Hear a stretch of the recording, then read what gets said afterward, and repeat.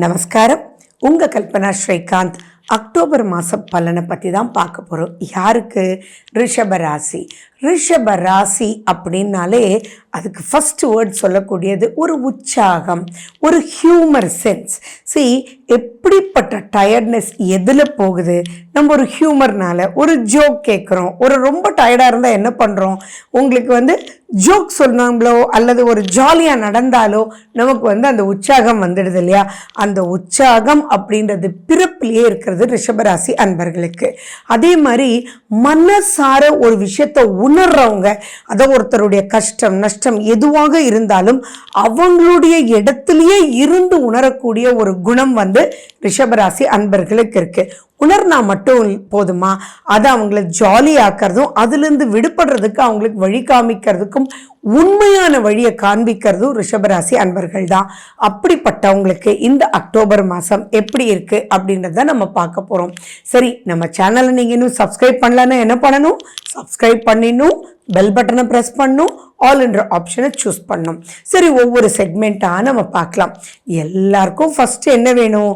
Finance, பொருளாதாரம் தானே.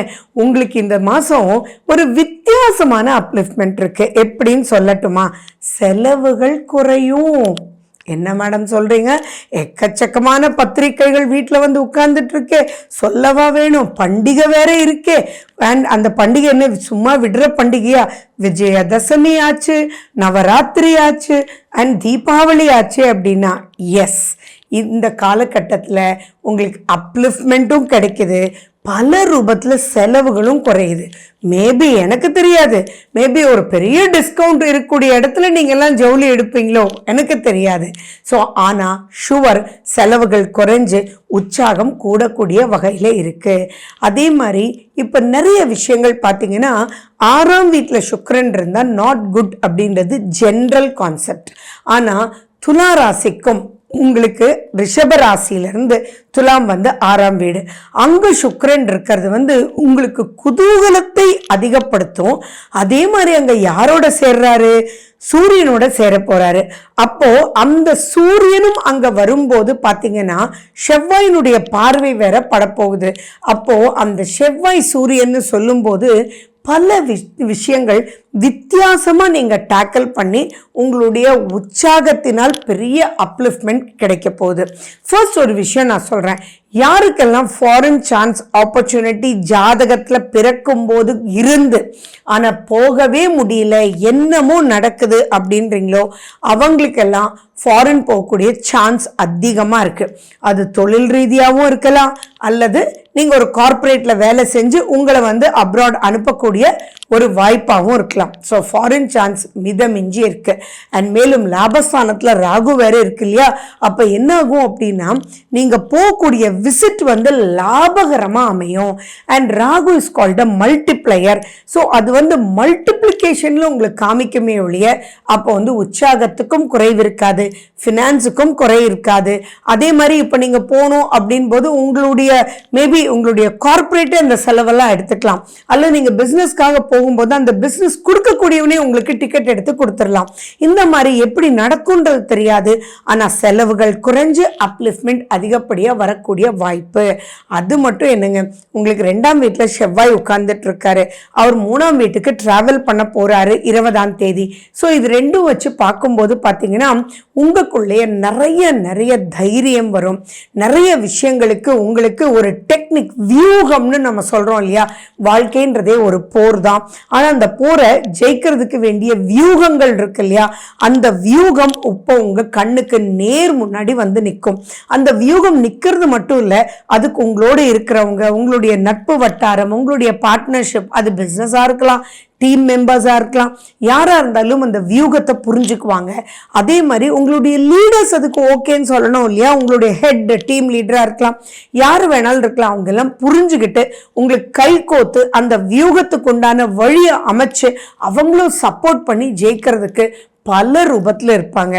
ஏன் நிறைய பேருக்கு வீடு அமையும், வாகனம் மாற்றணுன்றவங்களுக்கெல்லாம் இப்போ வாகனம் மாற்றக்கூடிய யோகம் அமையும். நீங்கள் எதிர்பார்க்கறத விட கம்மியில் ரேட் ஆஃப் இன்ட்ரெஸ்ட்டில் அல்லது 0 ரேட் ஆஃப் இன்ட்ரெஸ்ட்டில் கூட நீங்கள் சொகுசாக வாழக்கூடிய வாய்ப்புகள் இருக்குது. ஸோ இவ்வளவு நல்லா இருக்கக்கூடிய காலகட்டம்ன்றது நினச்சிக்கோங்க.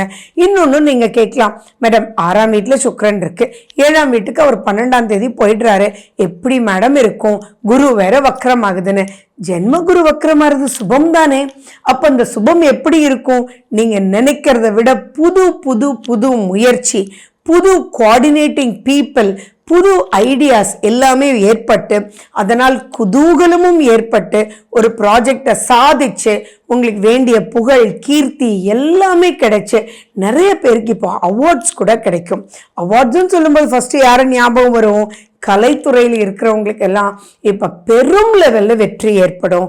கம்யூனிகேஷன் ஸ்கில் சூப்பராக இருக்கும். யாரெல்லாம் பேச்சை தொழிலாக வச்சுருக்கீங்களோ, மேபி டீச்சர்ஸாக இருக்கலாம், அல்லது அஸ்ட்ராலஜர்ஸாக இருக்கலாம், அல்லது கம்யூனிகேஷன் ஃபீல்டில் இருக்கக்கூடிய யாரை வேணாலும் லாயர்ஸாக இருக்கலாம், நீங்கள் எதை வேணாலும் எடுத்துக்கோங்களேன். அவங்களுக்கு எல்லாருக்குமே அவங்க சொல்கிறத கரெக்டாக புரிஞ்சுக்கிட்டு அதன் மூலிமா சக்ஸஸ் ரேட்டிங் அவங்கள நம்பி வந்தவங்களுக்கும் இருக்கும். அண்ட் புரியாத குழந்தைகளுக்கு கூட இப்போ இந்த டீச்சர் சொல்லி கொடுக்கறது பிரித்து டக்கு டக்கு டக்குன்னு அவங்க மனசுல பதிகிற மாதிரி இருக்கும். எப்பயுமே மனசுல பதிகிற மாதிரி ஒரு விஷயத்த நம்ம சொல்லிட்டோம், செஞ்சிட்டோம், அதன்மால் பலனடைஞ்சிட்டோம் அப்படின்னா காலத்துக்கும் அழியாது இல்லையா? அப்படிப்பட்ட ஒரு அற்புதமான ஒரு மாதம் தான் இந்த மாதம், அக்டோபர் மாதம். அண்ட் ஃபர்ஸ்ட் அண்ட் ஃபார்மோஸ்ட் சொல்லணும்னு நினைச்சேன், but anyhow happy happy happy Vijayadashami and happy Deepavali to all of you. So இந்த காலகட்டத்தில் நீங்கள் என்ன பண்ணணும்னா, உங்கள் மன ஆரோக்கியம்ன்றது இப்போ ரொம்ப ரொம்ப நல்லா இருக்கும். அந்த மன ஆரோக்கியம், மைண்ட் கவர்ன்ஸ் அவர் பாடி இல்லைங்களா? அப்போ அந்த மன உற்சாகத்தோட செயல்படக்கூடிய அனைத்து விஷயங்களும் நீங்கள் இப்போ செஞ்சிடணுங்க. நீங்கள் யாரோடெல்லாம் பிரச்சனையாக உங்களுக்கு இருக்கோ, மேபி உங்களுடைய அக்கா இருக்கலாம், அண்ணா இருக்கலாம், பக்கத்து வீடாக இருக்கலாம், யாரோட வேணாலும் இருக்கலாம், அவங்களோடெல்லாம் போய் பேசுங்க. ஒரு மிடில் மேனை வச்சு கூட நீங்கள் பேசுங்க. அப்படி பேசும்போது ஆட்டோமேட்டிக்காக இப்போ பிரச்சனைகள்லேருந்து விடுபட்டு நீங்க நெக்ஸ்ட் ஒரு சந்தோஷமான ஒரு மனநிலைக்கு உள்ள போயிடுவீங்க. அண்ட் மேலும் பார்த்தீங்க அப்படின்னா உங்களுக்கு 10ஆம் வீட்டில் சனி வக்ரம் வேற, குரு வேற வக்ரம். அப்போ ஜென்மகுரு வக்ரம் அடைஞ்சு சனி வேற வக்ரம் அடையும் போது உங்களுடைய சுய ஜாதகத்தை மட்டும் நீங்க பார்த்துக்கோங்க. உங்க சுய ஜாதகத்துல சனி வக்ரமோ குரு வக்ரமோ இருந்த நிலையில நீங்க பிறந்திருந்தீங்க அப்படின்னா ஆட்டோமேட்டிக்கா இப்ப சக்சஸ் நீங்க ஜஸ்ட் ஒரு புள்ளி வச்சாலே போதும், அழகான கோலமாவே அமைஞ்சிரும். அப்ப அந்த அழகான அற்புதமான அப்படின்ற வார்த்தைகளுக்கு இம்பார்ட்டன்ஸ் கொடுத்து இந்த பீரியடை நீங்க மிஸ் பண்ணாம பார்த்துக்கணும். யாருக்கெல்லாம் கடன் இருக்கோ, கடன் இன்னைக்கு இல்லாத ஆள் இல்லை அப்படின்றத நம்ம வச்சுக்கலாம். அந்த வரா கடன் நீங்க யாருக்கெல்லாம் கடன் கொடுத்து வரலையோ அவங்களுக்கு ஜஸ்ட் லைக் தட், ஹலோப்பா நல்லா இருக்கியாப்பா அப்படின்னு நீங்க கேட்கும் போதே உங்களுக்கு கொண்டு கொடுத்துருவாங்க. அப்ப இந்த காலகட்டத்தை என்ன பண்ணணும்? யூஸ் பண்ணிக்கணும், மிஸ் பண்ணிக்கவே கூடாது. அதே மாதிரி நீங்க யாருக்காவது கடன் கொடுக்கணும் அப்படின்னாலும் நீங்க அப்படி கூப்பிட்டு, சார் நான் உங்களுக்கு கொடுத்துறேன், சரிப்பா நீ வட்டி மட்டும் கொடுப்பா, அப்புறம் வேணா கொடுப்பா அப்படின்னு அவரே சொல்லுவார். ஸோ இதெல்லாம் something extraordinary good period. Miss பண்ணிடுவாதீங்க. எப்பயுமே சுக்கிரன் நமக்கு பாசிட்டிவா இருக்கும்போது நம்ம மீட் பண்ற எல்லாருமே பாசிட்டிவாவே மூவ் பண்ணிட்டு இருப்பாங்க. ஈவன் விரோதிகள் கூட சந்தோஷமா சிரிச்ச முகத்தோட, ஓகேப்பா என்னமோ மனசுல வச்சுக்காதப்பா, லைஃப் ஹாப்பியா லீட் பண்றான், வாழ்றது கொஞ்ச நாள் தான் இந்த பூமியில, ஏன்பா சண்டை அப்படின்னு எக்கச்சக்கமா சண்டை போட்டவங்களே பேசுவாங்கன்னா வேற என்னங்க வேணும்? வாழ்க்கைன்றது உற்சாகம் தானே. அந்த உற்சாகம் கவர்மெண்ட் ரீதியாகவும் உங்களுக்கு கிடைக்குது. நீங்கள் சண்டை போட்டவங்கெல்லாம் உங்களுடைய நட்பு பாராட்டுவாங்க. அதே மாதிரி ஹஸ்பண்ட் அண்ட் ஒய்ஃப் ரிலேஷன்ஷிப் ரொம்ப நல்லா இருக்கும். பொதுவாக 7ல் சுக்கிரன் இருந்தால் அவ்வளவு திருப்திகரமான ஒரு பாயிண்ட் இல்லை. ஆனால் அது உங்களுக்கு கிடையாதுன்றது ஞாபகம் வச்சுக்கோங்க. ஏன்னா உங்களுடைய ராசிநாதனே சுக்கிரன் ஆயிட்டாரு. அதனால உங்களுக்கு அது விதி விலக்கு. எப்பயுமே ஒரு விதி அப்படின்றது அஸ்ட்ராலஜியில் இருந்தால் நீங்கள் இதை தெரிஞ்சுக்கிறது சந்தோஷம். அதுவும் இப்போ அஸ்ட்ராலஜி தெரியாதவங்களே இல்லை, பேசிக்கான பாயிண்ட்ஸ் எல்லாருக்குமே தெரியுது. அது எனக்கு ரொம்ப ரொம்ப சந்தோஷம். ஆனா அதுல விதிவிலக்குன்னு சில பாயிண்ட்ஸ் இருக்கு இல்லையா, அதையும் நீங்க தெரிஞ்சுக்கணும் அப்படின்றத ஞாபகம் வச்சுக்கோங்க. ஸோ தொழில் ஸ்தானத்துல சனி வக்ரம் பெற்று இருக்கிறது உங்களுக்கு பிளஸ், குரு சுக்கிரனை பார்க்கறது பிளஸ், சுக்கிரன் குருவை பார்க்கறது பிளஸ், இந்த மாதிரி பல பிளஸஸ் உங்களுக்கு இருக்கு. போராட்டத்திலிருந்து விடுபட்டு, அது குழந்தையா இருக்கலாம், யாரா வேணாலும் இருக்கலாம். இன்னொரு முக்கியமான விஷயங்க, உங்களுக்கு குழந்தை பாக்கியம் இப்போ கிடைக்கிறதுக்கு உண்டான வாய்ப்புகள் அதிகமா இருக்கு. ஸோ அதுக்குண்டான புள்ளியும் நீங்கள் வச்சிடுங்க. தானாக கிரகங்கள் கோலம் போட்டுரும். வாழ்க்கைன்றதே கிரகங்களுடைய அமைப்பு தாங்க. அந்த கிரகங்கள் நமக்கு கை கொடுக்கணும் அப்படின்னா நமக்கு அதுக்குண்டான சின்ன சின்ன விஷயங்கள் நம்ம பண்ணினாலே போகிறோம். அதுதான் நம்ம சனாதன தர்மம் நமக்கு நிறைய சொல்லிட்டு இருக்கு. சரி, 5ஆம் வீட்டில் கேது இருக்கு, பட் பயம் இல்லையே, ஏன்னா குரு தான் அங்கே பார்க்குறாரு. குருனுடைய பார்வை அங்கே இருக்கும்போது அதுவுமே உங்களுக்கு பயம் இல்லை. ஸோ பாசிட்டிவ் எல்லாம் ரொம்ப பாசிட்டிவாக இருக்கு. நெகட்டிவ்ன்றது பெரிய நெகட்டிவாக இல்லை அப்படின்றதும் ஞாபகம் வச்சுக்கோங்க. சரி, உங்களுடைய சந்திராஷ்டமம் மட்டும் எப்போ வருதுன்றது சொல்கிறேன். உங்களுடைய சந்திராஷ்டமம் பார்த்தீங்கன்னா 9ஆம் தேதி விடியற் காலை உங்களுக்கு ஆரம்பிச்சிடுது. 11ஆம் தேதி 11:41 காலையிலோட உங்களுக்கு முடிஞ்சு போயிடுது. இந்த காலகட்டத்தில் நீங்கள் எதில் கவனமாக இருக்கணும் அப்படின்றத நான் சொல்கிறேன். சரி, 2ஆம் வீட்டில் செவ்வாய், அப்போ எதில் கவனமாக இருக்கணும்? கோபம் வேண்டாமே. 2ஆம் வீடுன்றது நாக்கு, வாக்கு.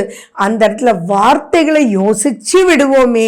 யார் மனசையும் புண்படுத்திட வேண்டாமே. நீங்க சொல்ற ஜோக்கு கூட யாரையும் வம்பு கேட்கிற மாதிரி இருந்துடாம பார்த்துக்கிட்டீங்கன்னா வெற்றி நிச்சயம். பல விஷயங்கள் நீங்க ஜெயிக்க முடியும். முருகனுக்கு முக்கியத்துவம் கொடுங்க. முருகனுடைய குரு கவசம் நீங்கள் கந்த குரு கவசம் நீங்கள் கேளுங்க. கந்த சஷ்டி கவசம் கேளுங்க.